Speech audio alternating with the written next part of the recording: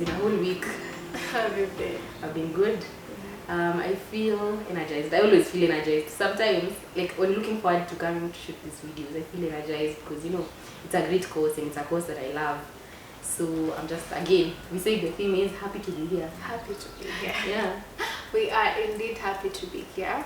And we are grateful for God giving us always the opportunity, despite being young professionals and being just starting out in our careers, the opportunities to come here and it's like now rant and talk about what we are experiencing to help those who are not yet here and those who are here. We can engage with them and just talk about where we really are. So when the Barrister Banter was starting, the thought and the whole idea was, I think you can remember, just having a platform for communication, opening it up for us to communicate, for our audience to communicate, and for everyone to communicate. And that's one of the ways to pass through life seamlessly. It's just having a platform to talk and having a platform to be heard. Yeah. I think that's perfect. And, Yeah. I emphasize, very happy to be here. Very, very happy to be here. So today's conversation is just a follow-up of last week's conversation. So today we talk about how to be better Gen Zs in the workspace. Because we've had a lot of complaints online about how Gen Zs are lazy, Gen Zs are not delivering work, Gen Zs don't have work, they do not have the work ethic that is required.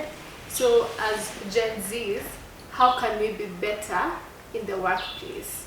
First, I think just to maybe start on a good note, on a light note, have you had such comments about you? Personally, in the workplace? No. Well, to be honest, Have you heard about you? to be honest, I have. And there's some, just to be honest, there's some certain times I go to the farm and then I'm not, that day, you're not in the, as the daily life of a lawyer, you're supposed to draft documents, maybe as a holding over associate, you're supposed to draft documents, make sure the documents are submitted in time. And sometimes you have writer's block, such that you're just staring at that one sentence and you don't know what to say next. And the biggest thing, for me, the biggest thing I've come to learn is that you persuade people through your writing. And you have to be a perfect writer. So I think perfectionism sometimes makes me not deliver as I should. And maybe that comment, the comment I received was not from a point of anger, because we had a conversation. Again, we said, I'm having trouble to deliver this because I always sit down and think, if I finish this sentence, what will I say next? What will I say next? I want my document to be perfect. Then that perfectionism makes you lazy. I don't know whether people experience that. I don't know. Does your perfectionism make you not deliver, or do you deliver despite the fact that you think it's not perfect? For me, I'm a bit different. I think I'm fast, but I could sometimes fail on the accuracy. So sometimes that means I will always deliver, but I can get 1-2 corrections. But the more time it's happening, the better I am becoming, the better my accuracy is increasing. Yeah. So I guess whilst you struggle with, I want to take my time, but deliver something really good, I would deliver faster. It's going to be good, but need a few touch-ups. Yeah. And so today's video is how can we be better in the workplace. Yeah. So tell us, how do you think, now that you've talked about the complaints that I've had against us and probably across most Gen Zs right now, a lot of older people who've been in the professional space for a longer time are complaining about how we are doing work. So how do you think we can be better? I think one of the major ways is not to shun the people who are older than us. Because you find other people shunning the people who are older from a point of, no, I want to do things a new way, I want to come and do a revolution and make sure that this firm, this place of work doesn't exist the way it should be, because I am here, I have fresh ideas, I have ways to execute my fresh ideas. That's perfect.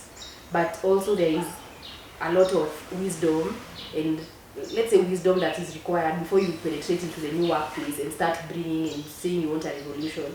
because there's a reason, you didn't find the farm empty. The system is working. Exactly, you didn't find the farm empty, and this is something I've learned over time. You didn't find the farm empty, you didn't find you're not the director of that farm, you're not the CEO. So of course there are reasons why those systems are in place. So just making sure that you're attuned to that and knowing that despite wanting to bring change, I can work with the people who are there before to tell me what can I have this idea, how can I implement this idea. And it's not from a point of coming, you need respect. I mean, respect is a basic.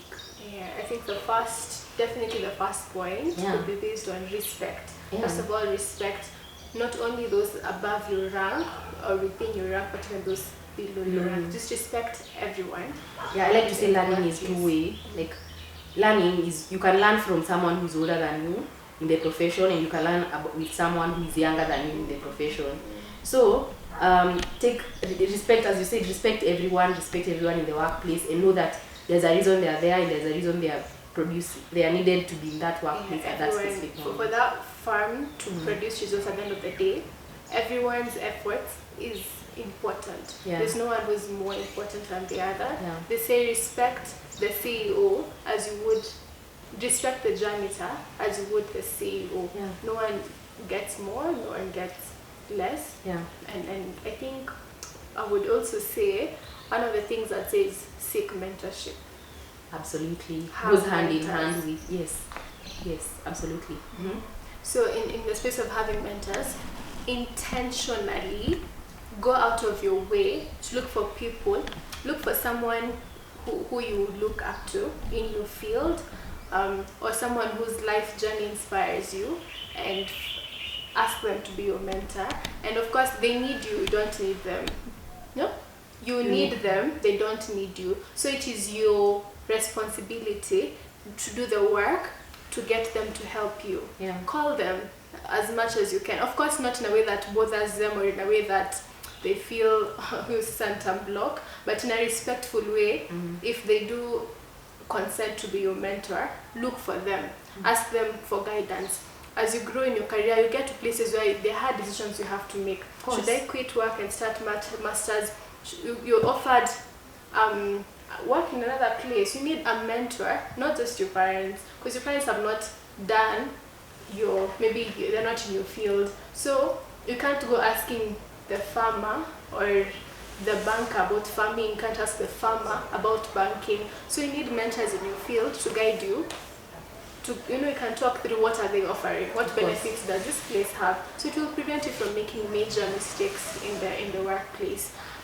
So do seek mentors and have more than one mentors. Everyone can play a very important role in your life, and if possible, have someone you're mentoring who is growing. So that helps you it keeps you in check. Know that there's someone else that you're helping to nurture. So it really keeps you in check in your everyday growing in the workplace. I agree with that 100%, and I say mentorship is key. I remember starting this year, and I was talking to a friend, and we were trying to think, we were looking at mentorship in different aspects, and we were saying that you need a mentor in different places of your life. For instance, you're a lady, you're looking to get married. You need a mentor. I have not, but not you late. You need. I will. You might need. Not necessarily. Because no, you do things are changing. You do need a mentor when you're considering marriage. In short, when you're making any decision, whatever. I don't know why getting married. I've been obsessed with marriage lately. To a fault. But Are you trying to communicate something? I'm not saying anything, but I'm just saying I've been obsessed about marriage lately. Maybe it's a stage, maybe it will just come to pass, I don't know.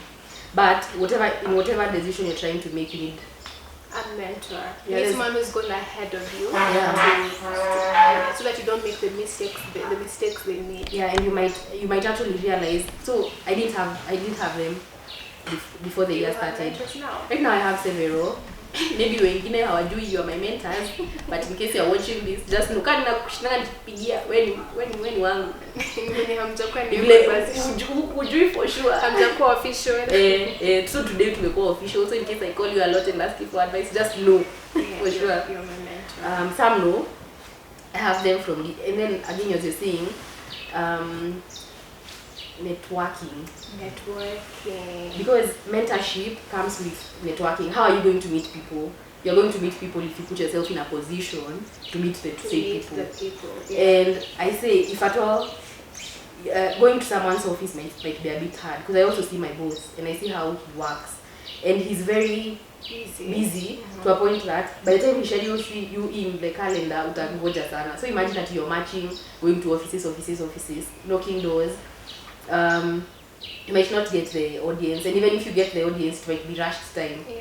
But if the events, go for those events. Yeah, events that are organized for your field. Yeah, go to For example, in my field, we have the IEK, organizes a lot of what's the IEK? It's the Institution of Engineers of Kenya. So it's the one that works mostly in the social life of engineers. It organizes a lot of events, dinners, just social events to meet different engineers and the professionals. Yeah. So when you go for those, sometimes it feels like, why am I really going here? But those are networking places. That is where you're going to meet your mentors. So you're going to meet engineers who've gone ahead of you to help you in your field. So do you guys have the same in the law industry? We have, and if you remember, our first guest was Faith. Yes. You know, the LSK president. Congratulations to her. Yeah. That's the Law Society of Kenya. The Law Society of Kenya is, again, I think maybe measures up to what IEK.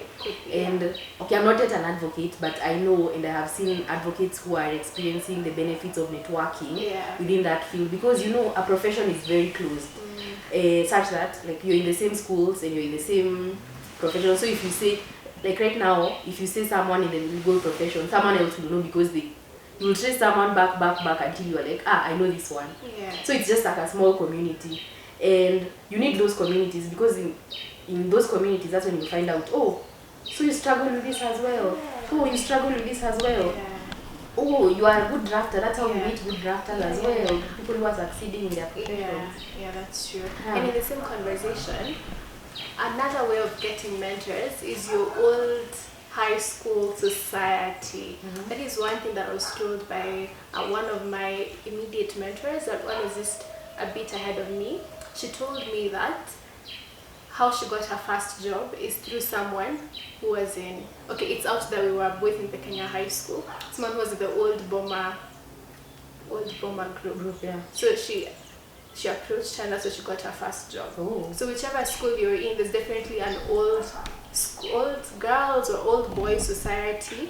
That is one of the places you can do your mentorship in. So they probably divided you into different professionals in the groups, or if not, that is where you can find someone who feels like this is my little brother or this is my little sister, because we've shared the same experience, even if it was during a different time. So tap into those spaces, find those bigger brothers or bigger sisters to help you in your journey. You cannot do this alone. You definitely need a mentor. Like this moment, if you're watching this and you do not have a mentor, or you do not have someone who's guiding you, start being intentional. You need someone who will guide you in your career journey. You can't do it alone. And they open up your mind to see different possibilities. So I guess one of the points you can talk about is don't be rigid, right? I'm the most rigid person you can ever meet.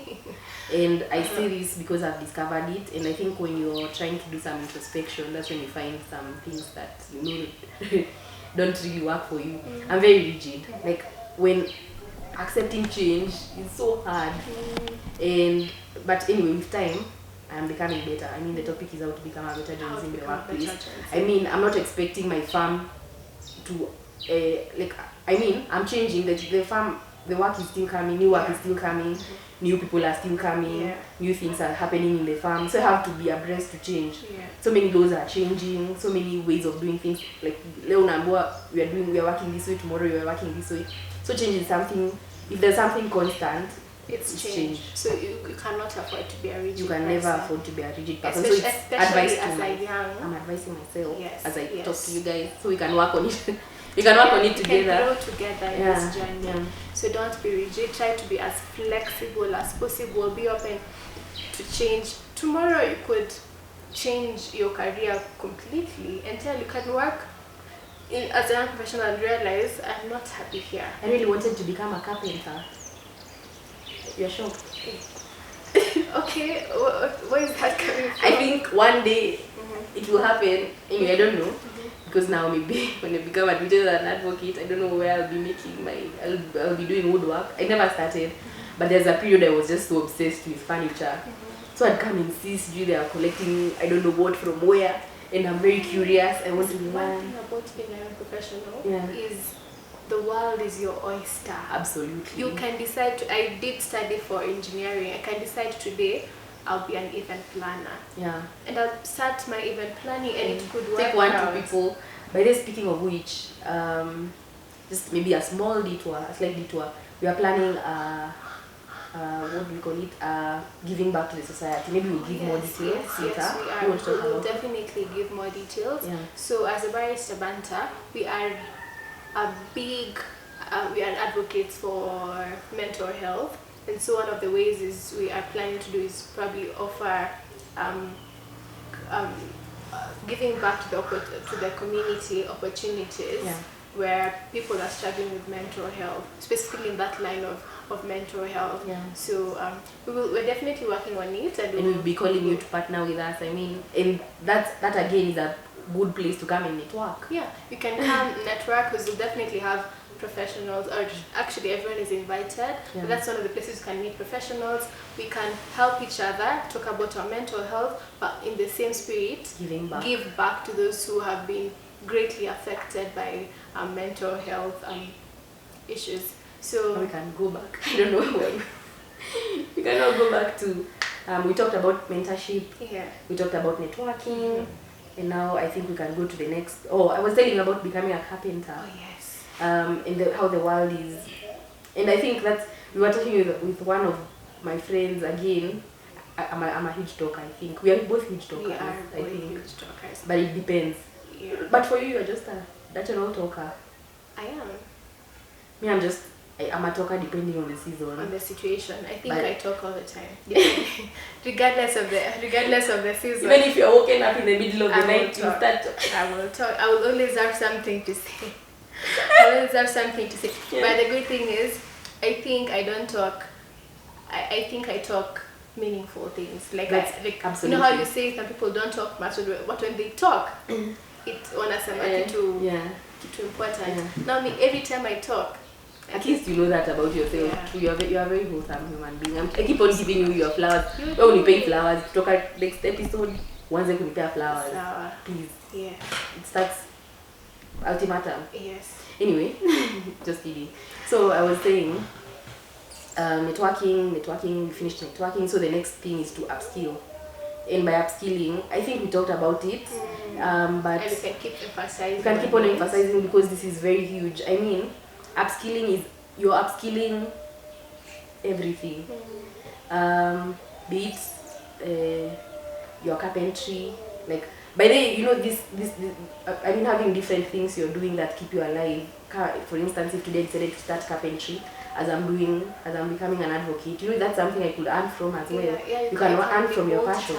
Yes. Yeah, so if today I decide I don't know how I'm going to do carpentry and still do my nails.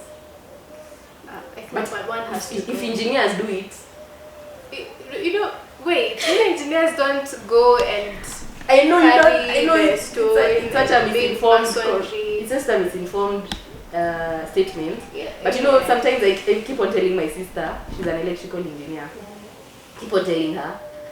Sasa siku moja tutakuona tu juu ya poles.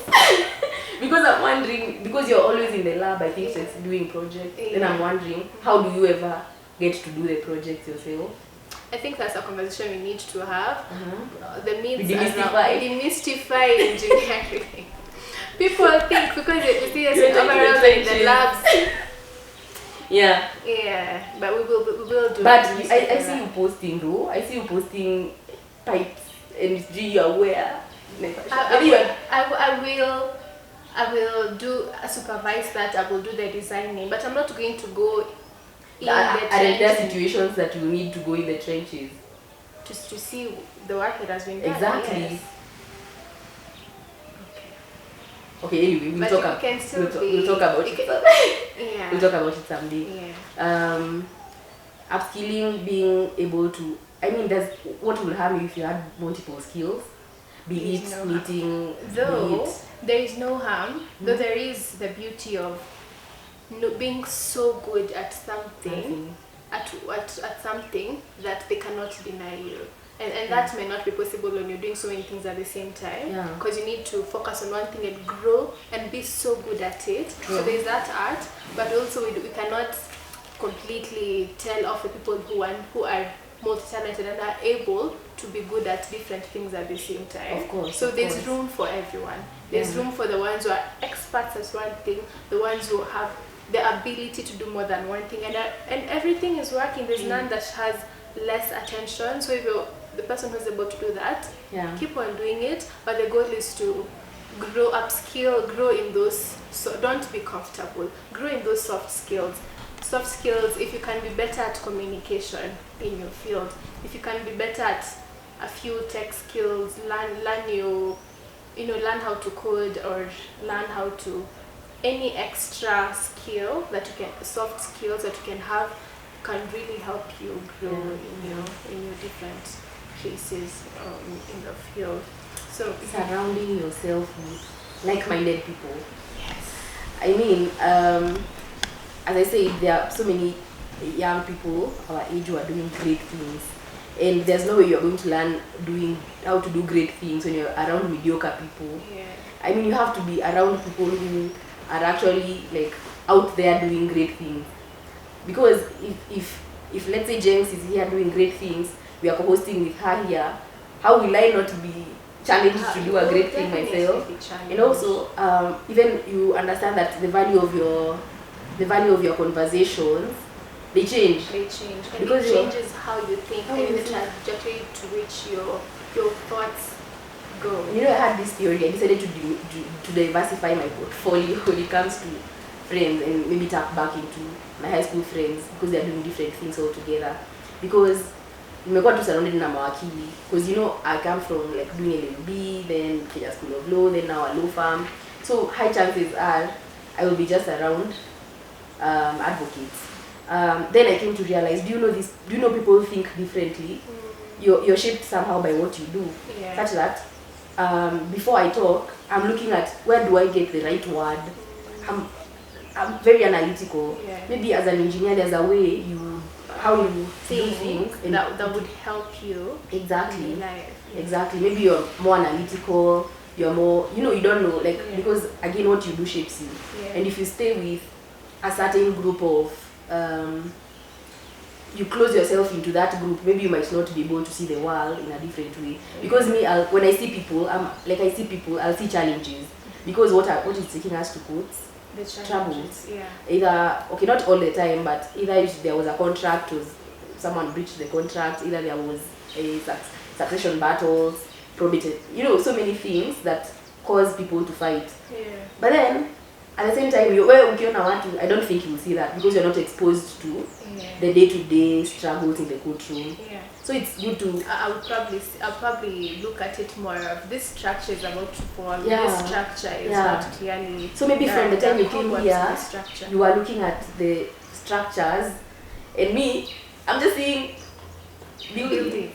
I get it. And then also, if I needed a lawyer, I'd call my friend. If I needed a chef, I'd call my friend. So that's why it's good to also diversify your friend network, because these are the people who come through for you. It's much easier to have. You cannot be an island. To have people who are able to help you in different professionals. Absolutely. And again, whoever you attract, who you are. So if you're not mediocre, you will not attract. Actually, in that point, you may want to hang out with like-minded people. Are you like-minded to them? I'm so Are you I just want to look for like are you thinking like they're thinking? Because you know, even then they would want to hang out with you. So you have to also be who you're looking for. Be the think of the person who you want to be and start being her now. I advocate for that a lot because there's no way I'll come. You have your own self-care journey. For instance, me, when I wake up, okay, I barely sleep.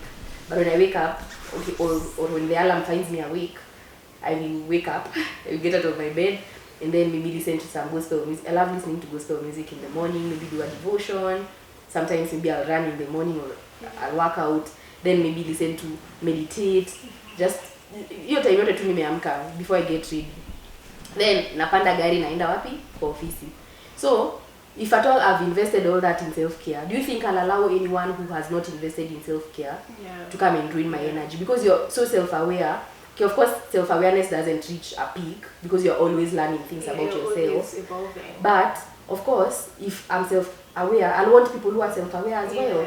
I'll want, it's a journey, I'm someone who's on the journey of being self-aware. Because now, if you're coming to talk, what are we talking about? Maybe you're talking about how is your self-care, like, you know, such what are you doing to take care of your mental health? Are you seeking therapy? Yeah. You know, so maybe we can talk about another way to be a better Gen Z is to set clear goals. Set clear goals, long-term and short-term.